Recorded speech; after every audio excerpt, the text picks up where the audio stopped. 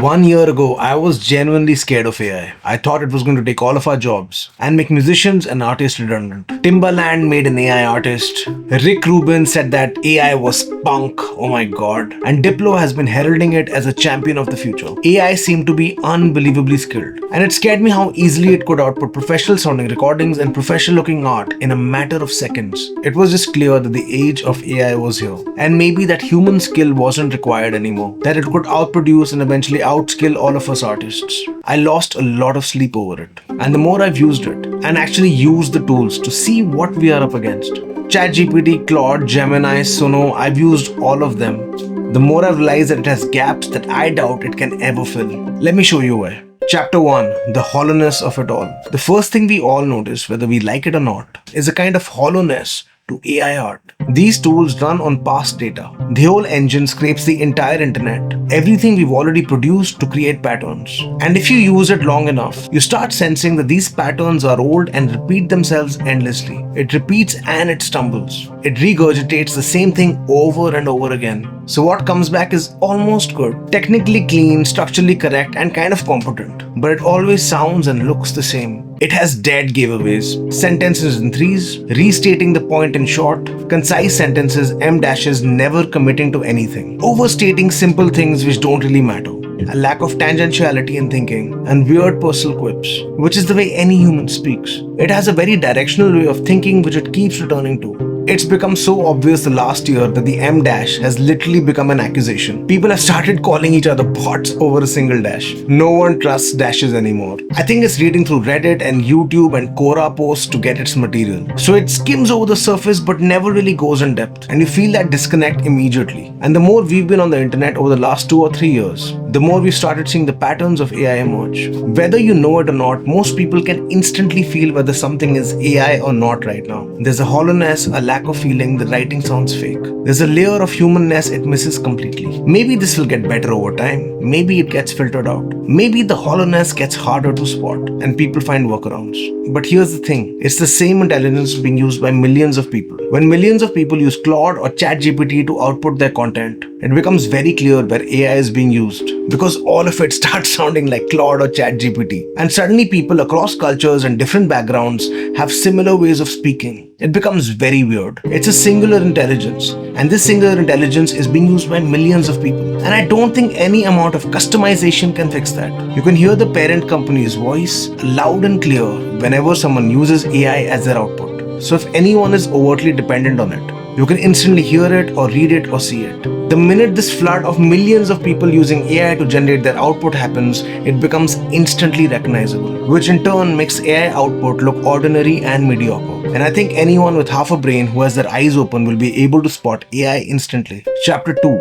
The destroyer of original ideas. It completely kills and flattens out originality. When you're looking at art or reading a story or listening to music, you're looking for something that's going to excite you. But AI, besides being extremely competent, completely kills that feeling of spontaneity. Try this out. Use Suno, prompt it to make a rock song, and no matter how good you are at prompting, what you'll get back won't sound like a real, authentic rock band. It'll be what a generic rock band sounds like to a person who doesn't listen to rock music. Type in a prompt to make a pop song, and it will generate something that sounds like a pop song to someone who doesn't listen to pop songs.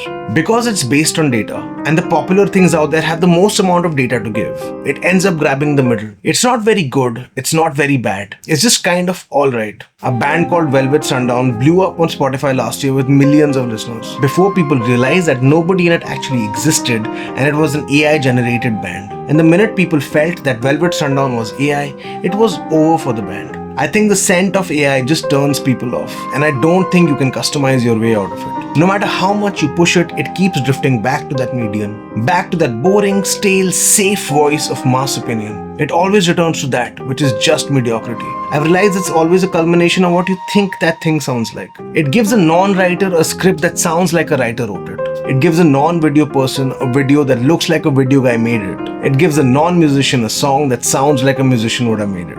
A perfect, soulless recreation of an impression. And it even homogenizes diversity. Ask it to give you something weird, and it gives you the average of what it thinks weird is.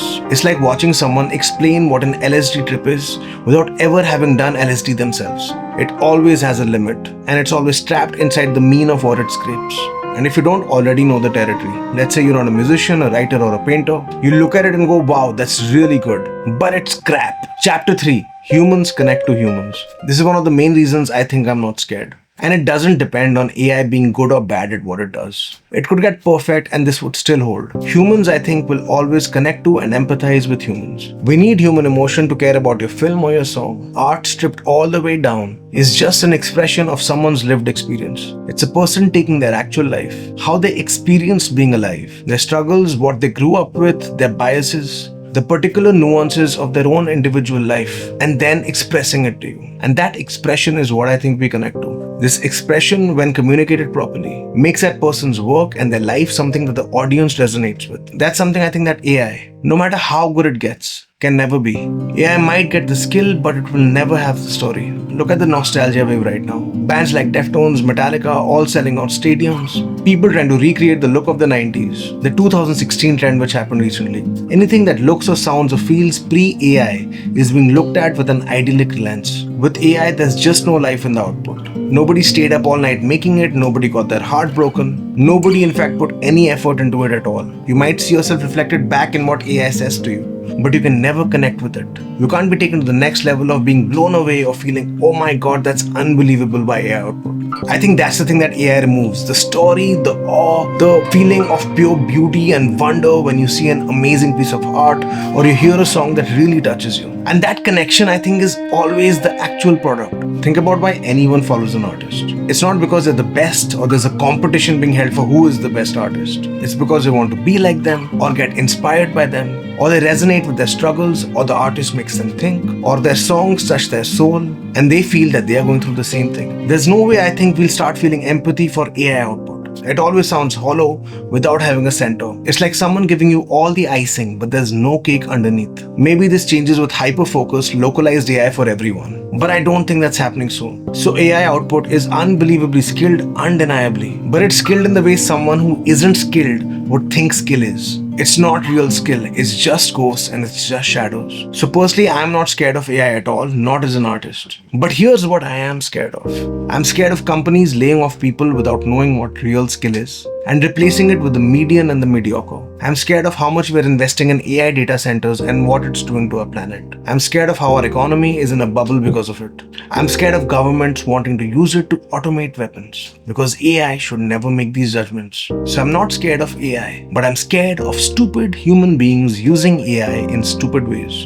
And unfortunately, a lot of people in power around the world right now seem to be really, really stupid. But as for art, dude, artists make art. Humans make art. We connect to human beings. We empathize with other people. AI, as good as it is at a lot of things, is just not another human being. If you stayed for so long, thank you so much for watching, and please let me know in a comment if you are still scared of AI and what exactly are you scared of. If you like the work I do here, please click join below and become a fuzzculture community member. It really helps me keep making these videos. As a musician myself, here's a song I made recently that I'm really proud of, and I'm excited to share that I'm making new music which will be out really soon. And if you prefer more of these talking head style of essays, here's a video that I think you might like. If you liked or felt anything, please leave a comment. I would love to connect with you.